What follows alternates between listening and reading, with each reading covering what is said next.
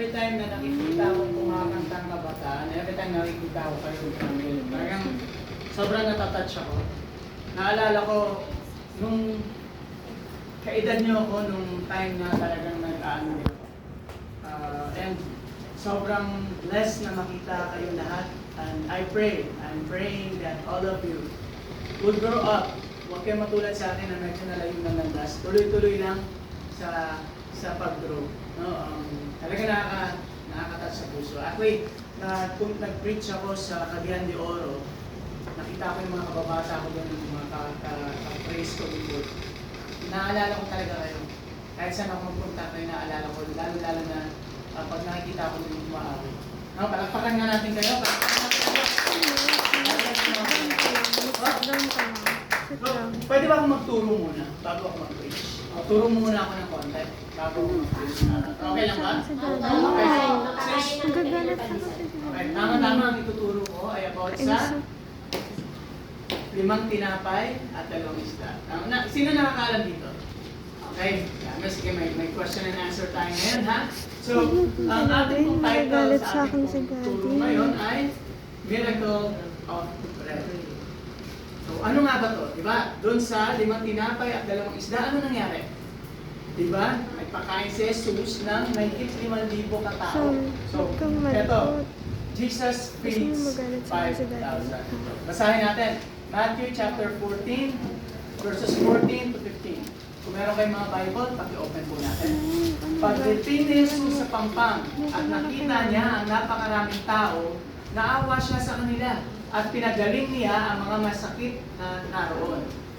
Nang palubog na ang araw, nilapitan siya ng kanyang mga alagad at sinabi, malayo sa kabayanan ang lugar na ito at paggabi na, papuntahin na po ninyo sa mga nayon ang mga tao para makabili sila ng makakain nila.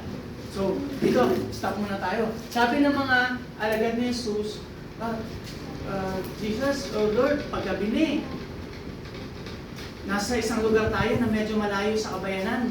Wala tayong papakain sa mga taong to. So, pauwiin na po natin sila. Pauwiin nyo na sila para makakain sila. Tingnan natin ang tugon ni Jesus. Ano? Sabi ni Jesus, sinabi sa kanila ni Jesus, hindi na kailangang umalis pa sila. Bigyan ninyo sila ng makakain. At sinabi naman nila sa kanya, 5 tinapay lang po at 2 isda ang meron tayo rito. So, parang naisip, masyadong logical lang, o masyadong parang tawag dito, makatwiran lang yung mga alagad ni Jesus, yung kanyang mga disciples. Kasi nga naman, napakaraming tao, may 5,000 tao, tapos meron lang tayong 5 tinapay at 2 isda. So parang, siguro kung nandun kayo, ano mararamdaman nyo? Siguro parehas na tayo ng magiging reaction ng mga disciple niya. No? Sabihin, paano makakain itong mga tao? So sabi dito, verse 18, sabi ni Jesus dito, dalhin ninyo rito sa akin, ang sinabi niya. Tuloy natin. Pinaupo niya sa damuhan ang napakaraming tao. Na makuha niya ang 5 tinapay at 2 isda, tumingala siya sa langit at nagpasalamat para sa mga ito. Pinagputol-putol niya ang mga tinapay at ipinigay sa mga alagad. Pinamahagi ito ng mga alagad sa mga tao. Tuloy pa natin. Ang lahat ay kumain at nabusog. Pagkatapos ay kinipo ng mga alagad ang mga labis na mga pinagputol-putol na tinapay. At nakapuno sila ng 12 kaing. Mga 5,000 lalaki, bukod pa sa mga babae at mga bata ang kumain. Okay. Nakita nyo? Sige, mag-pitch na tayo. Ilang libong tao ang nandun? 5,000. Lalaki lang yun, ha? Lalaki lang yun. Bukod pa ang mga babae at mga bata. Ilang tinapay meron? 5. Ilang isda? 2. Paano kaya nangyari yun? Sino nakakaalam sa kwento na ito? Naturo na ba ito sa inyo before? Alam ni Ate? Alam niyo itong kwentong to ay talagang isa sa mga miracles na ginawa ni Jesus na talagang kung pag iisipan mo, titingnan mo paano nangyari yun. Pinigas sa peraso, 5 tinapay, 2 isda, pero nagkaroon pa ng tira. Ilan ang tira? Wala? Walang chocolate. Ilan? 2,000? Kulang. Ilan?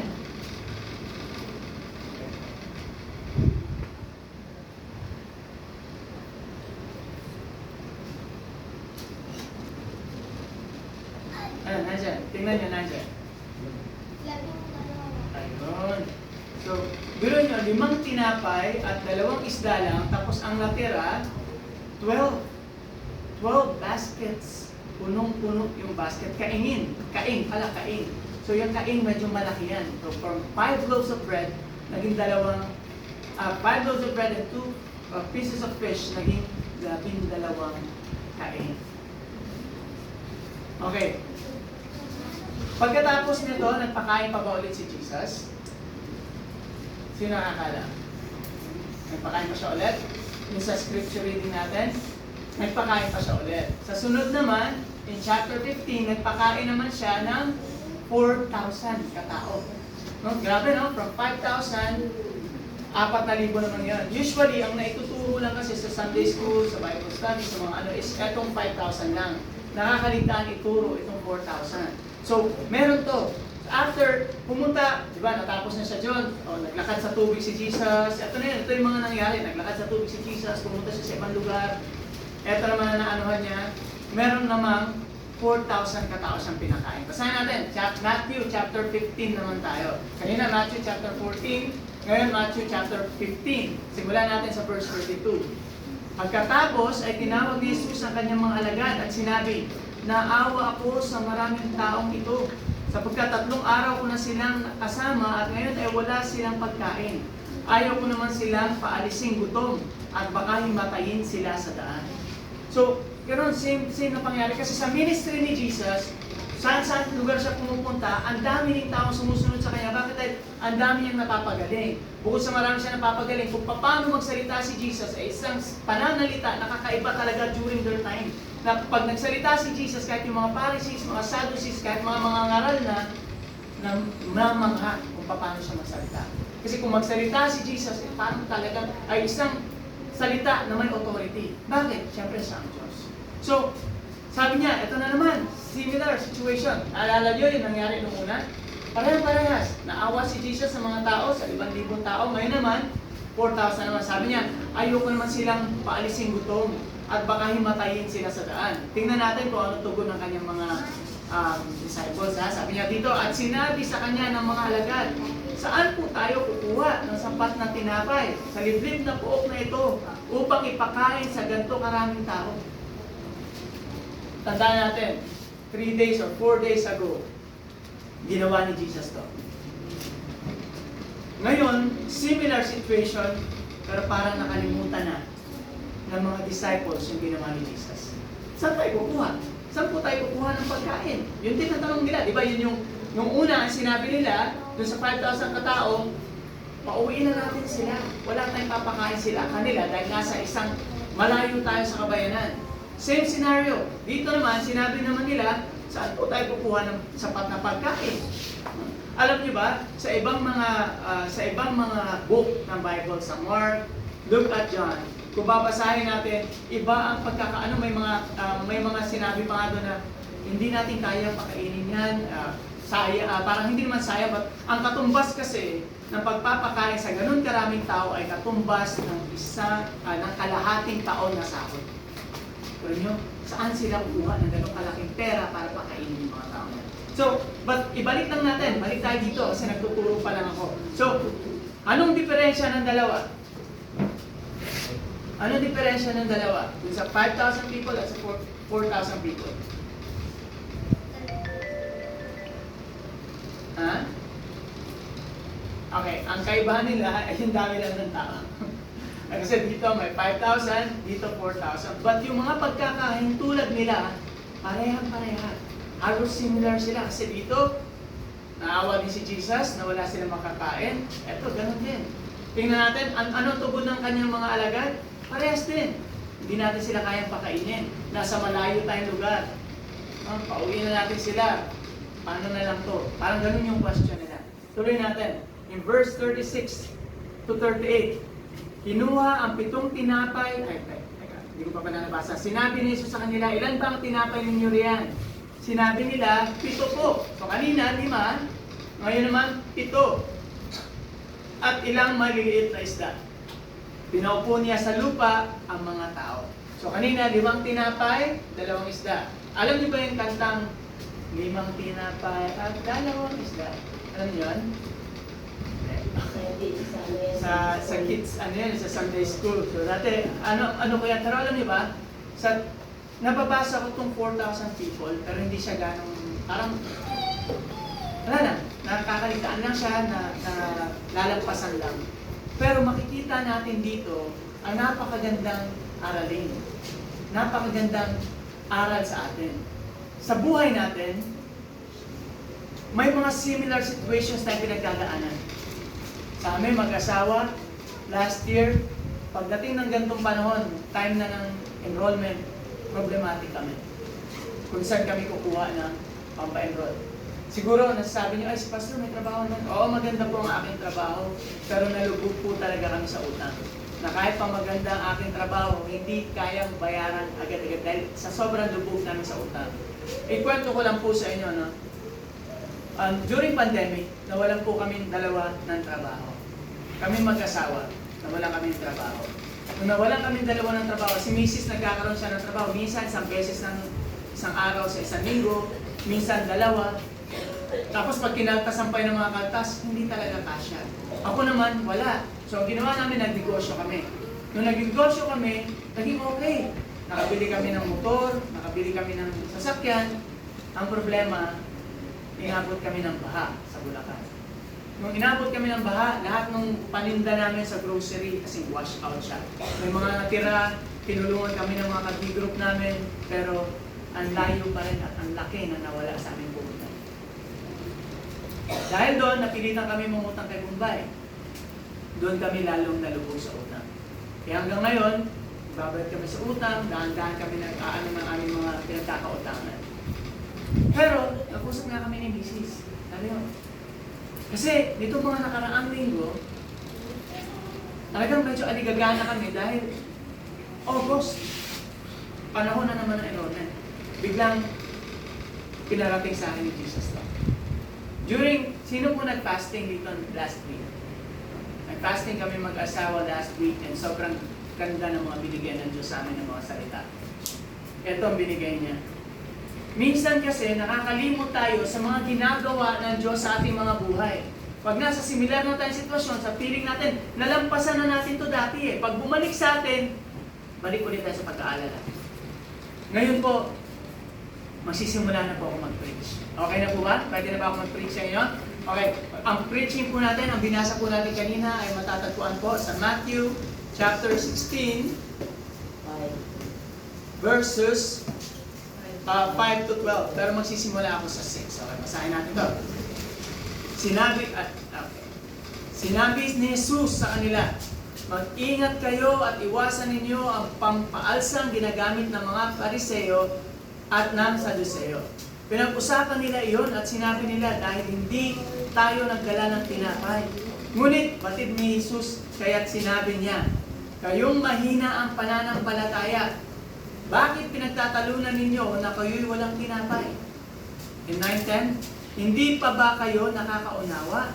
Hindi ba ninyo naaalala ang 5 tinapay na ipinakain sa 5,000 at kung ilang kaing ang inyong natipon?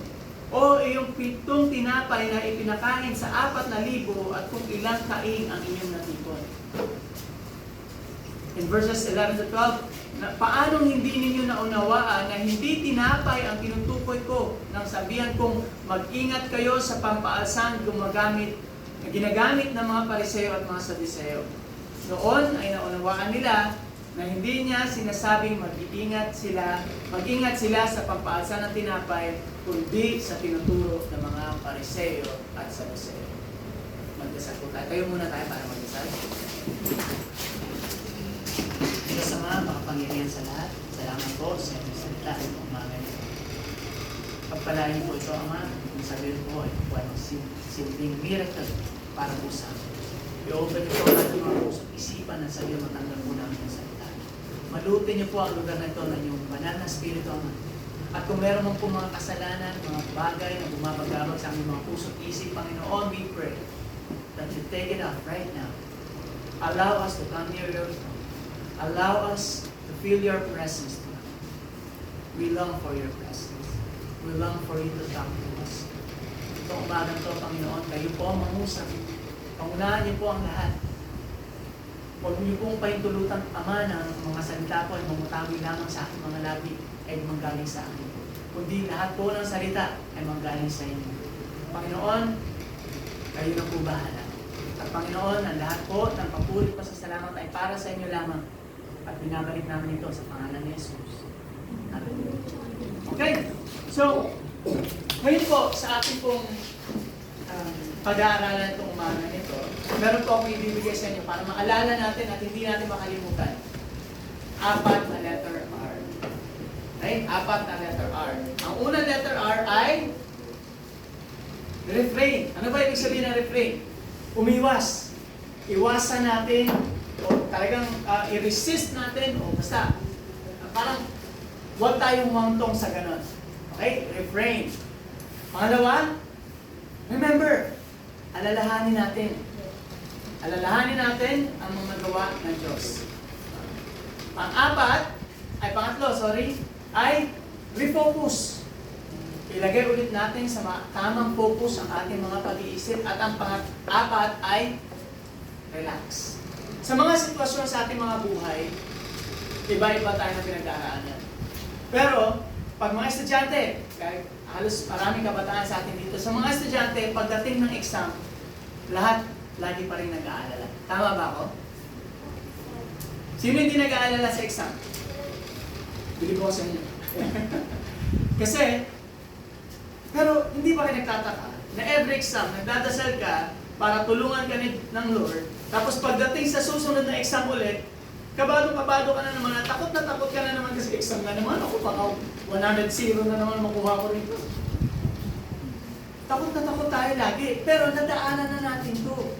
Sa buhay natin, maraming mga pinagdadaanan tayo na lagi halos paulit-ulit yung mga pinagdadaanan natin, pero pag nandun na tayo sa sitwasyon na pagdadaanan natin to, matatakot pa rin tayo. At yun ang kami, yun ang pinagdadaanan namin at marami sa atin. Ngayong umagang to mga kapatid, pag-aaralan natin at tayo po'y pakinggan natin ang salita ng Diyos kung paano natin may iwasan ito. At pumunta tayo dun sa dulo, yung relax. Paano lang ba na mag-relax na tayo sa bawat sitwasyon? Alam ko, mahirap ito, pero it will take practice. Pag ito ay ating aalalahanin palagi, ano nga ba yun? Andito na naman ako sa sitwasyon na nag-aalala na naman ako, wala na naman akong pambili ng pagkain. Wala na naman akong pamasahe papunta school, wala na naman akong pambili ng project, wala na naman akong pambayad sa tuition. Tandaan po natin ito. Kasi ang Diyos ay palaging tapat. Never po niya tayong mababayaran. Ano nga ba itong refrain? No? Tingnan natin. Matthew 16, verses 6 to 8. Sabi niya, sinabi ni Jesus sa kanila, mag-ingat kayo at iwasan ang pampaalsang ginagamit ng mga Pariseo at mga Saduceo. Pinag-usapan nila iyon at sinabi nila dahil hindi tayo nagdala ng tinapay. Ano nga ba itong kailangan nating iwasan? Ano nangyari sa kanila dito? Nagsisimula na silang maghanap ng sisisiyan. Akala nila na nagalit si Jesus sa kanila dahil na, ayan, sabi nila, no? Dahil hindi tayo nagdala ng tinapay. Kaya nasabi ni Jesus yun. Minsan, ang pagbigay natin ng mga kahulugan sa mga bagay-bagay, sa mga miracles, sa mga pangyayari sa buhay natin ay isa itong pahirap. Instead na miracle. Instead na pagpapala, nakikita natin ang mga bagay-bagay na balakid. Tulad ng, bakit ko nga ba pinento? Bakit ko muna itinuro sa inyo yung pagpapakain ni Jesus sa 5,000 at sa 4,000? Dahil para makita natin na para sa Diyos natin, walang mahirap. Walang hindi pwedeng mangyari. 5 tinapay, 2 isda. 7 tinapay at maliliit na isda. Napakain ang 5,000, napakain ang 4,000. Doon pa lang makikita natin na pag tayo lamang ay nanalig sa ating Panginoon, lahat ng kahit pang anong pangyayari o kahit anong pang pagsubok na ating harapin, kakayanin natin. Sabi niya dito, iwasan ninyo ang pampaalsang ginagamit ng papariseo at ng mga Saduseo. So word na iwas, doon tayo kumuha ng point natin, refrain. Iwasan ninyo, anong iiwasan natin? Ang paghahanap ng sisi. Kadalasan, sa ating mga buhay, pag merong maling nangyari, ayaw natin itong harapin. Hahanap tayo ng sisi. Kasi ang kulit-kulit kasi eh. Kasi si driver, bagal mag-drive eh. Na-traffic tuloy ako, na-late tuloy ako. Kasi si tatay, tagal nagbigay ng baon, kaya na-late ako. O kaya kung sino pa bang pwede natin sisihin. Tama ba ako? Mas madali na maghanap ng sisi para mabigyan ng kahulugan ng mga bagay-bagay kaysa harapin natin ang mga bagay-bagay.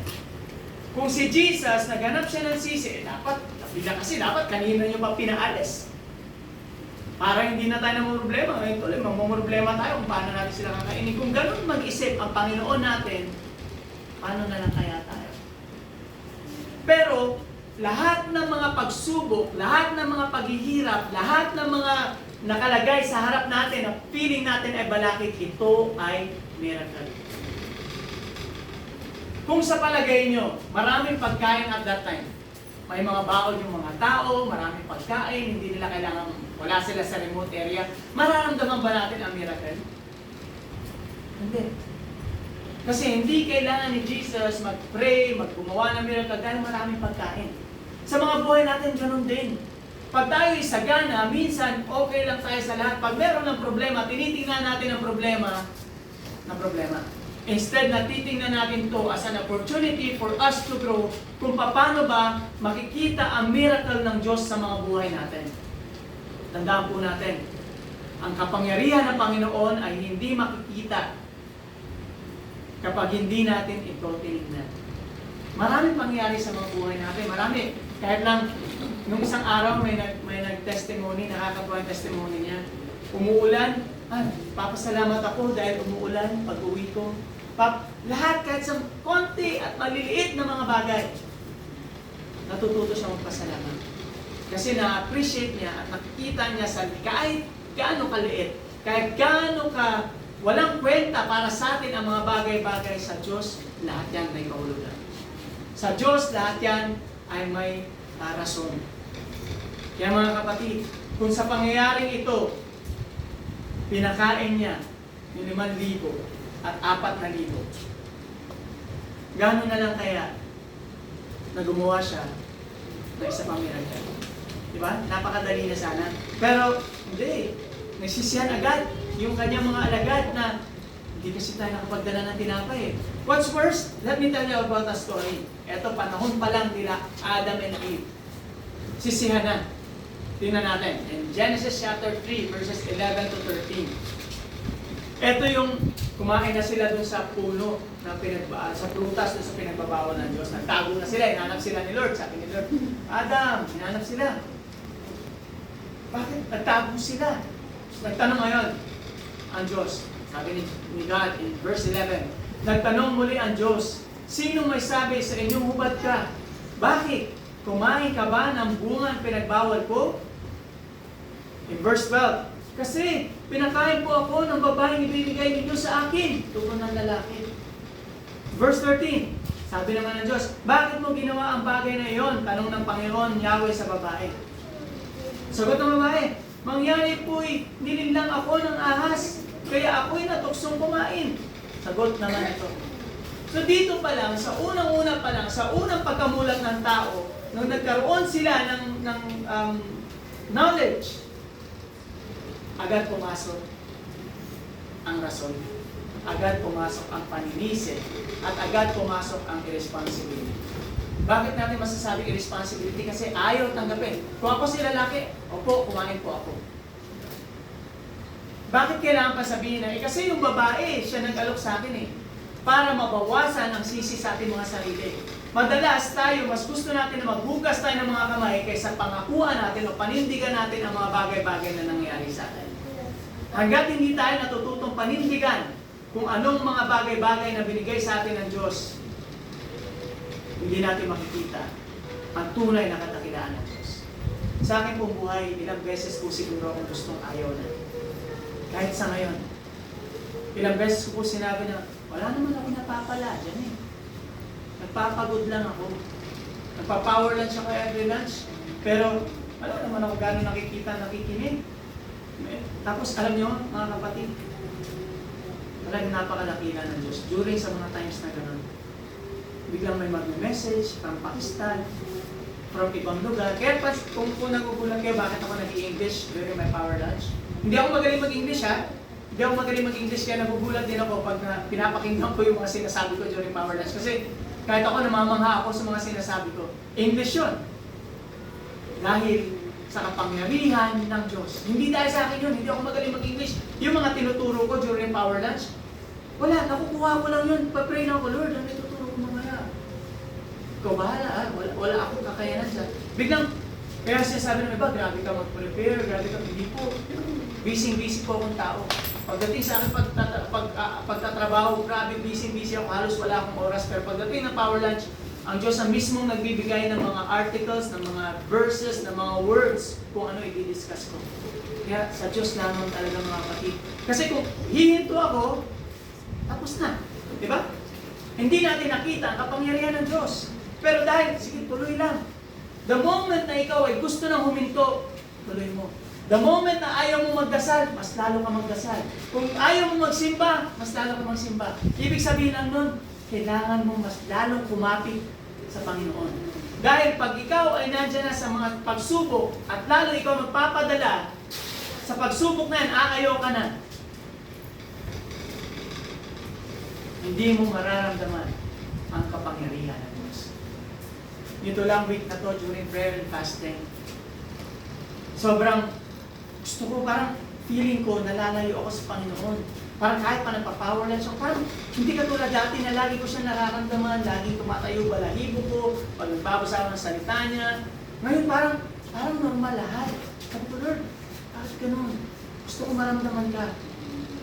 Dumating na yung, I think it's the 3rd day ng fasting na parang, sabi ko sa asawa ko, ayoko na, bibreak ko na yung pag-fast ko, kakain na ako ulit. Alam mo, thank God for my wife. Dinamit siya ng Panginoon, sabi, hindi, on time papatalo. Tuloy. Alam nyo, eto, nag-resign na po ako sa aming trabaho. Ayaw ako payagan ng boss ko.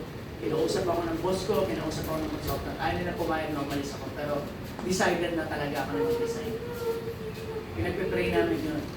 May mga reasons kung bakit. And, ayaw ko na i-detail sa inyo, i-detalye sa inyo kung bakit. Pero, alam nyo, kahapon lang. Sino nakakalam sa inyo ng LinkedIn? Sa mga professional, sa mga yan, si Brother Jun, no? Alam niyo yung LinkedIn, isa tong profile kung saan makikita yung mga achievements mo, yung profile mo, na mga nandun din tumitingin ang mga employer. Matagal ko na hindi tinignan yun, may kita ko na yata. Out of nowhere. Actually, meron ako nilipatan. Meron ng mga offer sa akin. Pero pinagpipray pa rin namin ng asawa ko at ng mga nire-request ko pa rin siya for prayer kasi although matagal na namin ito pinagpipray, gusto ko kung saan ako mapupunta, yun talagang magagamit ako ng Diyos. So pinagpipray namin kasi itong mga lilipatan ko, may para mga pag lumipat ako dyan, baka maano yung kontrata ko, na may ganito kasi, bawal lumipat sa competitor. Yung isa naman, yung may-ari nasa ibang bansa pa, hindi pa nakakabalik, so hindi pa ano yung pagdating sa negotiation, pagdating sa sweldo, yung mga tipong gano'n. Kahapon, hindi ko siya talaga binubuksan. Out of nowhere, bigla na pindot, lumabas yung LinkedIn. At alam niyo ano meron doon? In-screenshot ko. Kaya hindi ko pala nailagdag dito. In-screenshot ko siya. May message galing sa isang headhunter. Naghahanap sila ng isang salesman. Grabe, no? Out of nowhere. Dahil sa prayer namin, dahil sa mga sabi namin, Lord, ito na ba yung sagot mo? Ang Diyos ay sasagot sa ating mga tanong, sa ating mga panalangin. Minsan nga lang, hindi tayo makapaghintay. Dahil hindi tayo makapaghintay, sumusuko na tayo. Bakit? Dahil lagi tayong nakabase sa mga sitwasyon. Gaya lang nito nila Adam and Eve. Sisihan sila. Kasi kung hindi dahil sa kanya eh. Kasi kung hindi dahil sa ahas eh. Mga kapatid, tayo po ay mga Kristiyano. Hindi ibig sabihin na tayo mga Kristiyano ay hindi na tayo magkakasala. Tanggalin niyo po sa isip niya na pag ako nagkasala, ako hindi na ako mahal ng Diyos. No. Mas lalong mahal ka ng Diyos. Dahil sa pagkakasala mo, binayaran niya yan. Bayad ka na niya. Kaya kung nagkasala ka man, lalo mong maramdaman dapat ang pagmamahal ng Diyos. Dahil every time na magkakasala tayo, dapat nating alalahanin na kung gaano siya nag-suffer dun sa cross para sa ating mga kasalanan. Isa pa, tingnan natin. Matthew chapter 7 verse 3 to 5. Sabi niya, bakit nakikita mo ang puwing sa mga mata ng iyong kapatid? Subalit, hindi mo napapansin ang troso na nakabalandra sa iyo mismong mga mata. Paano mo nasasabi sa iyong kapatid, halika't alisin ko ang puwing sa iyong mata, gayong may trosong nakaambalang sa sarili mong mata. Mapagkunwari, tanggapin mo muna ang troso sa sarili mong mata, na sa gayoy makakakita ka ng malinaw upang maalis mo ang puwing sa mata ng iyong kapatid. So, madalas, aside sa pag-blame sa ibang tao, kahit sa pag-blame natin sa ibang tao, nakakalimutan natin o nakakaligtaan natin ang ating mismong mga kamalian. Kaya sinasabi ni God, don't judge. Huwag tayo mag-judge. Wala ni kahit isa sa atin ang may kakayanan mag-judge. Dahil ba ganyan ang itsura niya? Dahil ba iba ang may kulay-kulay ang buhok niya na para siyang rakista o kung ano ba, alam na natin na nasa puso niya. Mga kapatid, huwag po tayong humantong sa ganun. Lagi lang po natin husgahan ang ating sarili. Ibig ko sabihin, hindi naman husgahan natin sarili natin. But dapat natin i-reflect palagi ang ating mga nababasa, ang ating mga ginagawa. At sa gayon, makikita natin na tayo pala mismo ang kailangan magbago bago natin magbago ang iba. Minsan pag nagte-testify tayo, nag-share tayo ng salita ng Diyos sa ibang tao, minsan parang pinagtatawanan lang tayo. Minsan parang hindi nila makita ang Diyos sa buhay natin. Bakit? Kasi mismo sa atin nakikita yung problema. At yung bang Kristiyano, kung magalit, grabe. Yung bang Kristiyano, na kung anong tawag ito, makipagchismisan, grabe. Yan ba ang Kristiyano na kung mangopya? Ang galing. Ako, bumata ako, napakagaling kumangopya. Ako, may style pa ako, kung ko ilalagay yung notebook sa baba, ayan, nakaganyan yung pa ako, para pag dumayo yung teacher, sabi ko, sakado ulit, tapos kumarin, bababa na lang ako, open ko na lang ako. Hindi ko tinuturo sa inyo yan, ha? Hindi ko tinuturo sa inyo, sinasabi ko lang dati nung kapatang ko. Bakit? Kasi minsan, feeling natin, yung mga ganung bagay, mas importante ang magagandang grado kaysa pagiging totoong tao. Sino niloko natin ang sarili natin? Kaya sa mga panahon na tayo mas umuusga sa ibang tao kaysa sa ating sarili, niloloko lang natin sarili natin. Ulit tayo. Ano nga letter R? Refrain. Ano sunod? Remember. Pero may mga chocolate sa mamaya. Meron pa ba yan? Remember. Ano nga pa ang dapat natin alalahanin? Let's remember God's Word. Okay? Tingnan natin to in Matthew 16, verse 9 to 10. Hindi pa ba kayo nakaunawa? Hindi ba ninyo naalala ang 5 tinapay na ipinakain sa 5,000 at kung ilang kaing ang inyong natipon? O yung 7 tinapay na ipinakain sa 4,000 at kung ilang kaing ang inyong natipon? Sabi ng Diyos, sa mga panahon na nandun tayo sa gusto natin maghanap ng sisi na ay, si ganito may kasalanan, si ganito may kasalanan, sa mga nangyaring problema, mga pahirap sa buhay natin, siya may kasalanan. Tandaan natin ang gawa ng Diyos.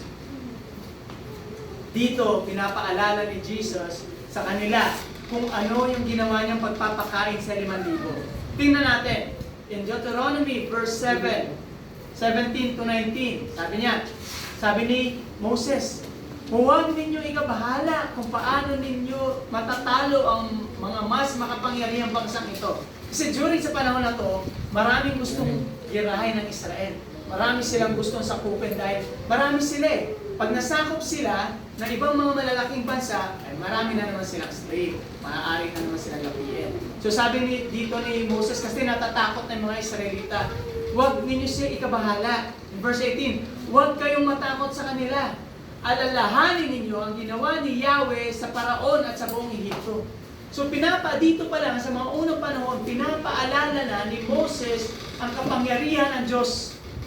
Kasi kadalasan nga po mga kapatid, pag nasa mga sitwasyon na tayo ng kadiliman, kahirapan, or problema sa ating mga buhay, nakakalimutan na natin yung mga experiences natin before. Nakakalimutan na natin kung paano tayo itinaguyod ng Diyos before. Nakakalimutan na natin paano nung last year, wala kami pambayad sa tuition, may biglang taong nag-alok, napahirami kami ng pera.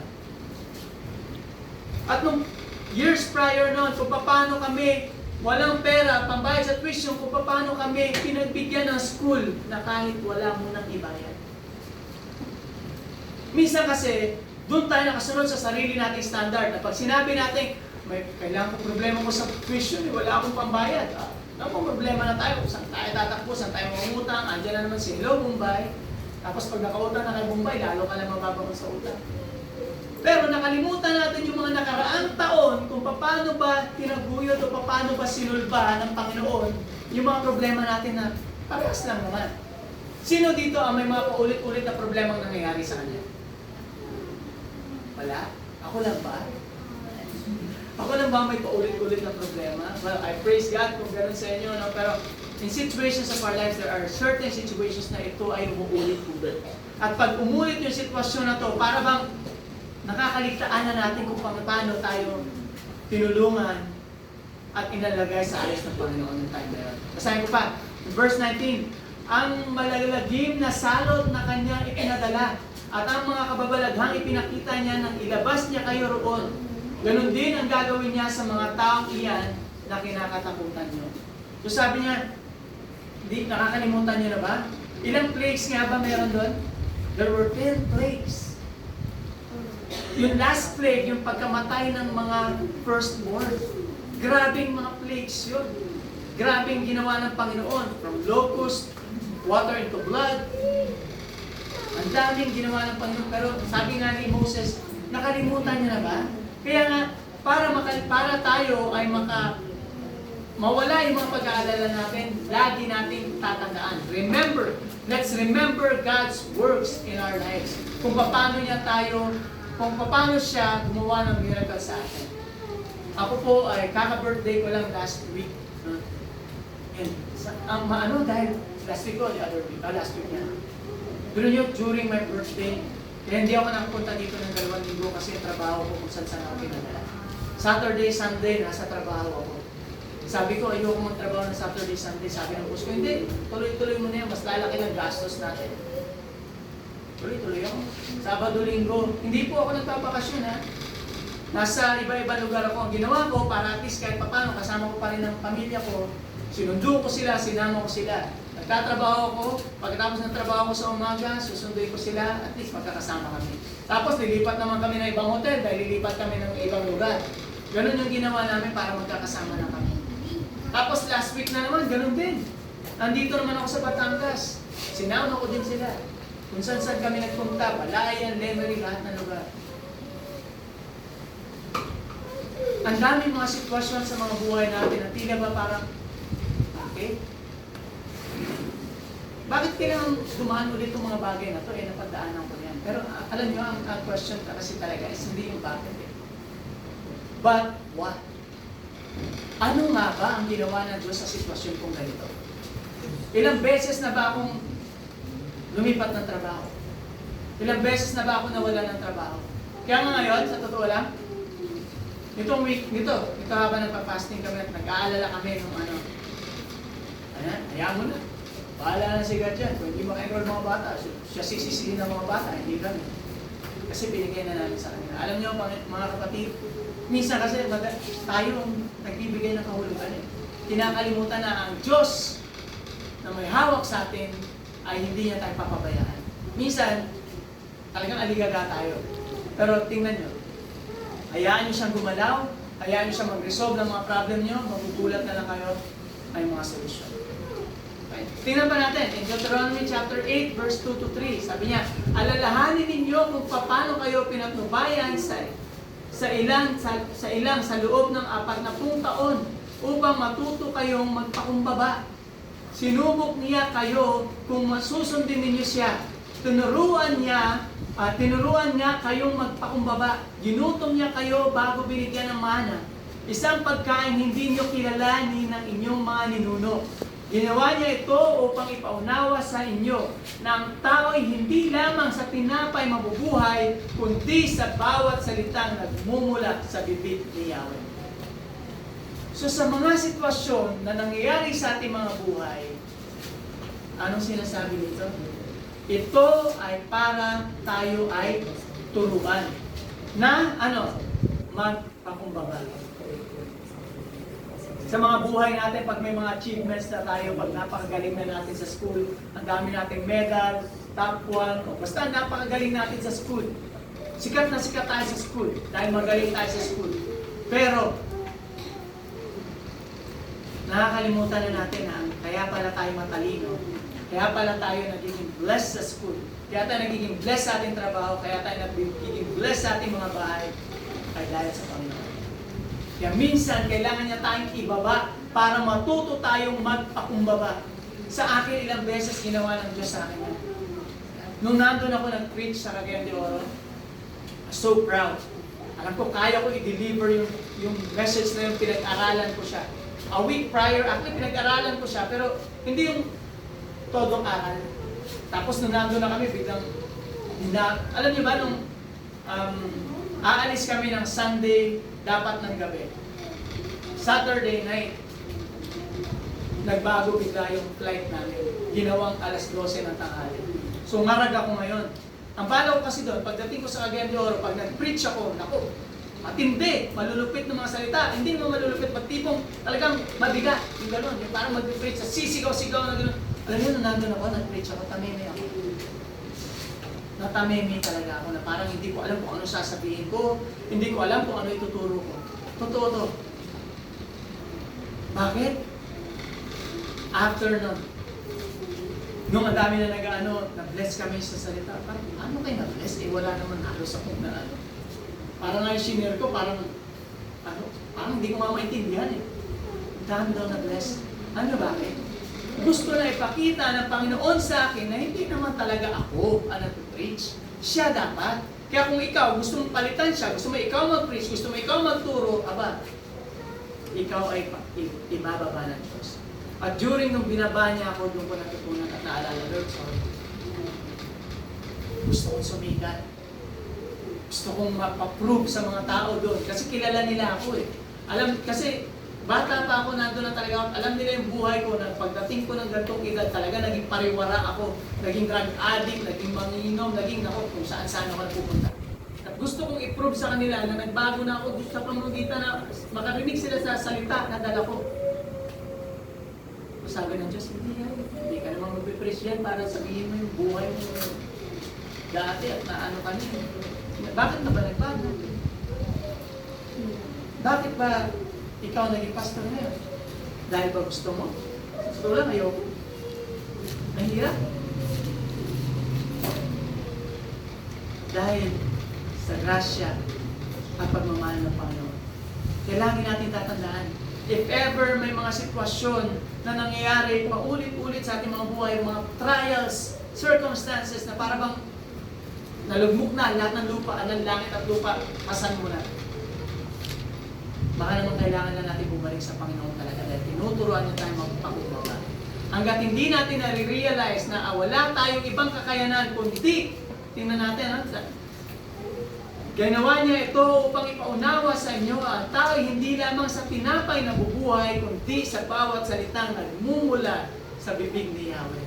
Na ibig sabihin nito na hindi lang sa ating sariling pagsisikap tayo aasenso kundi kung gusto ng Panginoon. Kundi dahil sa gusto ng Panginoon. Kaya kung ikaw ay mga pinagdadaanan na hirap ngayon, struggles, problema, financial o kung ano pa yan, lalo na papalapit na yung klase, papalapit na naman yung mga magulang nag-aalala sa mga tuition, yung mga anak, sa mga gamit siguro, mga bag, bagong uniform, bagong damit, ako gusto ko pag bagong pasukan, kailangan bagong sapatos ko para pagdating. Yan, uso pa yun, tatapak-tapakan ng klase pag bago yung sapatos. Huh? Gusto ganun. At tapos, pag binilhan na medyo pangit-pangit na sapatos, pag binilhan na medyo hindi ganun kamahal na cellphone, ayaw pakita. Kasi, minsan talaga tinuturuan tayo ng Diyos na magpakumbaba. Kaya minsan yung mga bagay-bagay na gusto natin, hindi natin makuha. Kaya po ako lumipad. Is yung offer nga, nakwento ko na din last time, na kung siguro nilagay ako sa ibang kumpanya, bayad na lahat ng utang ko. Sa isang buwan, kumikita ako mga $1. Pero bakit hindi ako doon nilagay ng Diyos? Kasi may pride pa rin sa puso ko. Andun pa rin yung pride. Siguro kung nag-earn ako ng 4 million, baka hindi niya na ako nakikita. Baka maging katulad ako nung isang member dati na nag-pray siya na i-bless yung business niya, nung bless ang business niya, nakalimutan na, nawala na, hindi na siya nagsimba, nagpapadala na lang siya ng tithes. Baka nangyari sa akin. Kaya, praise God, at hindi niya ako dinagaron. Ngayon, may chance na mangyari yun, pero sana tama. Sana natutunan ko na magpakumbaba. Okay, balik tayo. Letter R, ano nga yung una? Refrain. So, refrain from blaming others, blaming yourself. Hindi pwedeng sisihin natin ang ibang tao, hindi pwedeng sisihin natin sarili natin. Dapat tumingin tayo sa Panginoon. Sunod? Remember. Ano yung pangatlo? Galing nga. May mga star kayo mga. Okay, refocus. Tingnan natin. Matthew chapter 16 verse 11 to 12. Paano hindi ninyo naunawaan na hindi tinapay ang tinutukoy ko nang sabihin ko mag-ingat kayo sa pampaalsang ginagamit ng mga Pariseo at ng mga Saduceo? Kasi dito, nakatutok sila, nakafocus sila sa mga bagay-bagay na meron. Kaya sabi ni Jesus sa kanila, oops, paano hindi nyo naunawaan? Ba, kailangan ipaalala sa kanila? Pag pinaalala sa atin ng Panginoon ang mga bagay-bagay, iayos natin ngayon ang ating utak, iayos natin ang ating paningin at ating pananampalataya sa Kanya. Tingnan natin in mga Hebreo, chapter 12, verses 1 and 2. Kaya nga, dahil napapaligiran tayo na napakaraming saksi, tanggalin natin ang anumang balakid at ang kasalanang kumakapit sa atin. Buong taga tayong tumakbo sa takbuhing nasa ating harapan. Ituon natin ang ating paningin kay Jesus. Sa Kanya nakasalalay ang ating pananampalataya mula simula hanggang katapusan. Dahil sa kagalakang naghihintay sa Kanya, hindi niya inalintana ang kahihiyan ng pagkamatay sa krus. At siya ngayon nakaupo sa kanan ng trono ng Diyos. Paganda, no? Yung verse 1 napaganda, pati verse 2. Ano bakit? Sinasabi dito na napapaligiran tayo ng mga tao na mga saksi. Tayo mga Christians, magkamali ka lang sa iyong pananalita, sa iyong pananamit, sa iyong mga galaw. Yung mga tao sasabihin na, yung bang Kristiyano? Wala namang pinagkaiba sa akin yan. Yung bang Kristiyano? Mas malakas pa nga mangopya kaysa sa akin yan. Mas magaling pa. Hindi lang sa paa nakalagay. Mismo sa likod ng kanyang mata, nababasa niya yung mga kodigo niya. Kaya, pero ano sinabi dito? Tanggalin natin ang anumang balakid at ang kasalanan kumakapit sa atin. Unless we are able to remove this, sins, problems, trials, paano natin siya ma-remove? What we should do is remember. Mamaya, ituturo ko sa inyo yung progress kung ano nga ba yung refrain, remember, focus, at yung last ano natin. May progress kasi yan. Binibigay ko na ito dahan-dahan para at least sa susunod, pag inadala natin ito, mas madali natin maalala. Sabi niya, ituon natin ang ating paningin kay Jesus. Sa Kanya nakasalalay ang ating pananampalataya. Hindi natin itutuon ang ating paningin sa ating mga pastor, kay Sister Renel, sa mga elders, kay Jesus na, kay Jesus na. Bakit? Kami po ay nagkakamali din. Hindi po kami mga perfecto. At kami rin ay may mga minumolde ng Panginoon sa aming mga buhay. Hindi po yes, pastor, nag-aan na yan, matagal na yan, nag-aaral, araw-araw nagpa-power lunch pa yan, araw-araw nagbabasa yan, may quiet time sa sarili. Hindi po. Sa totoo, baka mas malala pa ako sa inyo. Kasi, ang dami kong alam about sa Bible, pero kaya ang dami ko rin mga kamaliang nagagawa. Pero, hindi po ito dapat nagiging hindrance para sa atin na tumigil na hanapin ang Panginoon. The more na dapat natin siyang hanapin. Kwento ko lang testimony ng asawa ko. Yan si Apple. Napakalakas uminom niya. Napakalakas talaga. Mas malakas pa uminom sa akin ng alak dati yan. Pero sa awa ng Diyos at sa grasya ng Diyos, 3 taon na pong hindi umiinom at nakakatikim ng alak yan. Every time na may mag-aaya, kasi mga kaibigan niya, minsan, siya tayo, kahit sa mga party sa office nila, di ba, may mga Christmas party, may mga gano'n, may mga alak, gano'n. Hindi na niya nagawang tumigim pa. Dahil ba sa kanya yun? Hindi po. Dahil po yun sa grasya ng Panginoon na bumabalot sa kanyang buhay ngayon. Kung ano man dati, ikaw, at kung gano'n ka pa rin ngayon, ibig sabihin ko, may problema. Kung dati maiinitin ang ulo mo, dati madalas ka manisi ng ibang tao, at gano'n ka pa rin ngayon, may problema. Kailangan natin bumalik sa Diyos. Kailangan natin alamin, Lord,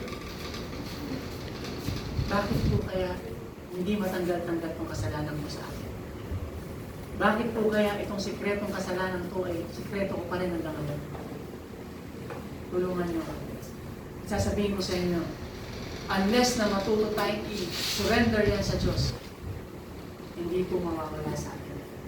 Kung dati maldita ka pa rin, dati inaaway mo pa rin kapatid mo, kung dati lagi ka pa rin, gusto mo ikaw pa rin nasusunod, sumasagot ka sa mga magulang mo, o kung ikaw naman ay magulang, gusto mo pa rin, ikaw pa rin nasusunod, ayaw mo pakinggan yung anak mo dahil ikaw ay magulang, ikaw dapat ang masunod. Surrender natin lahat sa Panginoon. Ako, alam niyo, prayer ko during this prayer last night. Surrender ako dyan sa mga anak ko. Honestly. Samuel, napakabigas ng ulo. Napatingin siya sa akin. Sabria, Zachary, yung bunso ko, napakulit na ngayon. Minsan, natitest talaga ako. Minsan, napapasigaw ako na parang gusto ko na, teka lang, nung bata ako, hindi, isang sit-sit lang sa akin ng nanay ko. Psst, pag ganun, tahimik na agad kami. Totoo yan. Pag si mami, sumitsit pa ulit yan, na isang beses, siguraduhin mo ang kasunod ng palo na talaga. Pag sinitsit na kaya, psst, titigil ka na. Yan. Pag sumitsit ulit yan ng pangalawa, hindi na. Pag sitsit, psst, boom po, palo na yan. Ganon si mami. Na parang, ngayon, parang hindi ko kayang gawin. Gusto kong iayos, Lord. Sabi ko, lagi ko nga prayer this week, this week. Lagi kong prayer kasi sabi ko, Lord, ito yung nagiging struggle ko ngayon, yung mga anak ko. Hindi ko alam paano ko sila dalhin talaga. Saan ba ako nagkukulang, Lord? Paano ba ako nagkakamali? Paano ko ba sila dalhin? Alam, minsan kasi tayo lang nag-i-struggle, gusto natin, gawin lang ang gusto natin. Kagabi, during my prayer last night, sabi ko, bahala na sila. Lord, ikaw na bahala. Kakabayaan ko na sila, basta tuturo ko ang naman. Pero kaya hindi na umaga, naku po! Kasi, huwag po nating asahan na basta ganun na lang yan, matatapos. Basta ganun na lang, kagaya ng 5 tinapay at 2 isda, makakakain ng 5,000. Hindi po. Ang gagawin sa atin ng Panginoon ay progressive. Ibig sabihin, tuloy-tuloy na pagbabago ang gagawin niya sa ating mga buhay. Matatapos yung tuloy-tuloy na pagbabagong yan kung tayo ay hihinto. Kung tayo ay aalis. The mere fact that you're still alive means that God is not done with you. Hindi pa tapos ang Panginoon sa iyo. Ako, lakas ko kumain ng mga taba, lakas ko kumain ng kung ano-ano, pero buhay pa rin ako. Maaaring na dapat ako maatake o kung ano pa, umabot. May time na parang yung dugo ko sobrang tumaas. Minsan nga, nagdadrive ako, tumatawag ko sa asawa ko, hindi ko mamatay na ako dahil naninigas yung kamay ko Yung pala, psychological na. Minsan lalo na pag yung masyado ka ng buburyong, naisip mo kung ano-ano. Ikaw lang pala nagdadala sa sarili mo ng mga problema. Dahil ang dapat natin ginagawa bilang Kristiyano ay ituon lamang ang ating mga paningin kay Jesus. Regardless kung ano yan. Hindi ka perfectong magulang. Hindi ka perfectong anak. Huwag mong sikapin maging perfectong anak. Hayaan mong moldehin ka ng Panginoon. At magugulat ka na lang. Yung asawa ko, hindi naman niya pinilit na mag-uminom. Bigla na lang niyang naramdaman na ayaw na niyang uminom.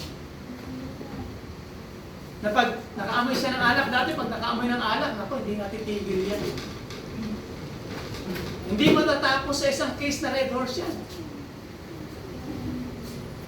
Lasing na ako, siya. Okay pa. Totoo yan. Pero ngayon, hindi mo talaga siya makapain. Bakit? Dahil ang pagbabago na ginagawa ng Diyos, kailangan manggaling sa ating puso mismo. Kung may mga parte ng buhay natin na hindi pa rin natin sinusurrender sa Kanya, yan yung reason bakit hanggang ngayon ay hindi pa rin natin ito nababago. Ulit natin, Hebrews chapter 3 verse 1. Mahinirang na kapatid at kasama sa pagkakatawag ng Diyos. Alalahanin ninyo si Jesus, ang sugo ng Diyos at ang pinakapunong pari ng ating pananampalataya. Alalahanin ninyo si Jesus. Every time that you will have struggles in your life, that's normal. Every time na mayroon kang problema, normal yan. Every time mapapagalitan ka ng magulang mo, normal yan. Every time na sasagot-sagutin ka ng anak mo, normal yan. Dahil hindi natin pwedeng diktahan ang ating mga anak at ang ating mga magulang. Pero, maaari nilang makita sa atin ang pagbabago. Maaari nilang makita at maramdaman sa atin na nabubuhay na ang Diyos sa atin. There are times when we were hearing this testimony I think it was last Friday. Ang testimony yung dalawang mag-asawa. Ano? Nagbabasa sila ng Bible. Yung anak nila, nainganyo din na magbasa din ng Bible dahil nakikita sila nagbabasa ng Bible. Yung anak naman, nakikita na nagbabasa ng Bible, tapos nakita na magulang yung mga pagbabago na nangyari sa kanya. Yung magulang, naging mga Christians. Ang dami ko testimony ganun nakikita. Ang problema kasi minsan, nagiging reason pa natin na huwag sundin ang ating mga magulang o huwag nating ayusin ang ating mga anak ang ating pananampalataya. Minsan, pakilaban mo na itong damit. Nagka-quiet time ako may practice sa church may activity kami ngayon, maglilinis ako sa church. Pag nagiging ganun po, ang nakikita ng magulang natin, minsan dumating kasi sa akin ngayon siya, bata ako, nangyari sa akin yun. Tapos parang, ang inaano na lang, nagiging tingin tuloy nila, ng magulang ko dati, o mga mag-anak ko. Kaya ako lagi nasa church is, umiiwas ako sa gawaing bahay. Hindi po dapat nangyari na hindi natin nababalanse ito. Hindi makikita ang Diyos sa ating mga buhay kung puro na lang tayo rason. May mga sinasabi nga, do not be conformed to this world. Kaya nga sinasabi na huwag kang makikiap. Kaibigan na dyan sa mga kaibigan mo dati. Paano mo sila masyashare? Diba? Paano mo, yung mga ka-workmate mo, katrabaho mo, kapamilya mo, Ay, hindi sila naniniwala, mga sagrado, yan, mga kantong, mga tipong nakaugat na yan, dyan nabuhay yan, dyan din mamamatay yan. Okay? Iniiwasan mo sila ngayon. Dahil sa pag-iwas mo sa kanila, hindi mo tuloy napaparamdam sa kanila ang pagmamahal ng Diyos. Kaya hanggang ngayon, hindi pa rin nila nakikilala ang Diyos. O kaya naman, hindi ka nga umiiwas sa kanila, pero nakikita naman nila sa atin bilang Kristiyano ay ang mga gawaing mali pa rin. Tandaan natin, Hebrews 12, sinabi kanina. May mga saksi, nakatingin lagi sa mga mali na magagawa natin. Hindi sila nakatingin sa mga magandang nagagawa natin. Hindi nila papansinin yan. Ang papansinin nila kung saan ka nagkamali at kung paano ka nagkamali at doon ka nila titirahin. Ay, yan, Christian yan. Ay, naku, nakita ko yan. Nanigarilyo, tumitim. Well, ay, Christian yan. Hindi naman binalik yung sukli. Sabi, 20 lang, yung pala. Sabi, 20 yung binili, yung pala, 10 piso lang. Alam niyo, mga kapatid, bawat galaw natin dito sa mundo, may nakatutok at nakatingin sa atin. Kaya dapat iayos natin ang focus natin. Ang focus natin ay nakatuon lamang tayo palagi sa Panginoon. At ang focus pa natin ay kung saan tayo papunta. Dito lang ba? Sa pangarap natin, kanina habang pinapakinggan ko si Sister Renet sa mga pangarap niya, natutuwa ako. Ano yung naalala ko dati, pangarap ko maging missionary. Nung hindi ko pa nakikilala si God, ang pangarap ko talaga ay maging astronaut. Wala eh. Mahirap paling astronaut. So bumaba ako. Naging pilot. Pilot na lang. Kasi yung pilot, gano'n, pwede. Ay, nakikita ba yung mga pilot? Nakatabi. Ang kustura. Ang gwapo. Tapos, yung pangarap ko, maging pilot. Tapos, nung nakilala ko na si Jesus, gusto ko maging missionary. Nung nalayo ako kay Jesus, gusto ko kumita ng pera. Ganun na lang. Wala na kung anong trabaho. Gusto ko lang kumita ng pera. Pero alam niyo ang Diyos, paano kaya tawagin at kung anong purpose na sa'yo, gagawin niya sa'yo. Hindi ko akalain na ako'y magtuturo sa inyo. Hindi ko akalain na ako'y magtutreat sa inyo. Dahil ang buhay ko ay sadya taxi-tory. Pero sa awa at grasya ng Diyos, andito ako sa harap. Tutok lamang tayo sa Panginoon. Okay, last point. Ano nga yung letter R? Pray. Remember. Focus. Relax. Bakit relax? Okay, relax. Alam nyo, tingnan natin ito dito. Balik tayo sa verse natin. Matthew chapter 16, verse 12 naman tayo. Noon ay naunawaan nila na hindi niya sinasabing mag-ingat sila sa pampaalsa ng tinapay kundi sa itinuturo ng mga Pariseo at mga Saduceo. Nung naunawaan nila na ang gusto pala ni Jesus ay mag-ingat sila sa mga pampaalsa o mga sinasabi ng ibang religion na may mga tinuturo ngayon, yung mga ano tawag dito, abundance church. Yung mga ganun, yung abundance church, yung pag nagsimba ka dito, pagpapalain ka, iwagayway ang inyong mga wallet, magkakaroon ng maraming pera yan, mag-tithes kayo para dami. Ano mga abundance church ba? O parang, may tawag dun eh. Abundance gospel, parang ganun. Hindi naman kasi ganun eh. Ang turo ng Panginoon ay pagpapalain kayo, pero hindi dahil sa magkakalaman ng 1 million ng wallet mo. Hindi ka magkakaroon ng 10,000 o ang daming sasakyan. Pagpapalain ka ng Panginoon, depende sa pangangailangan mo at ikaw ay hindi magkukulang. Yun ang promise ng Panginoon. Kaya tayo mga kapatid, hanggat hindi natin nauunawaan na ganun pala, naligaga tayo. Kaya sabi nila dito, nun ay naunawaan nila. Kaya siya naka-highlight. Nung naunawaan na nila, hindi pala dahil sa ganun, hindi pala dahil hindi ka nagdala ng tinapay. Ano nangyari sa kanila? Nawala ang tinik sa kanilang mga sarili na wala ang blame. Nag-relax sila ngayon. Nag-relax sila, pero hindi ibig sabihin na relax na lang, kundi mag-iingat pa rin sila sa mga tinuturo ng ibang churches. Ng ibang mga maling turo. Ang dami po dyan. Sarap pakinggan. Kahit pumunta kayo, makinig kayo sa YouTube. Ako nahilig ako makinig ng mga preaching sa YouTube. Marami kayong makikita ng mga pag nakikita nyo yun, mag-pray na lang kayo. at tanungin nyo ang Diyos kung ano nga ba tama. Pag may mga questions kayo sa mga napapakinggan nyo, di ba, kung nag-preach, palagay nyo, ay mali eh, hindi yun ang pagkakaano ko eh. Pray. Ano sabi ng Diyos? Ask and you will find.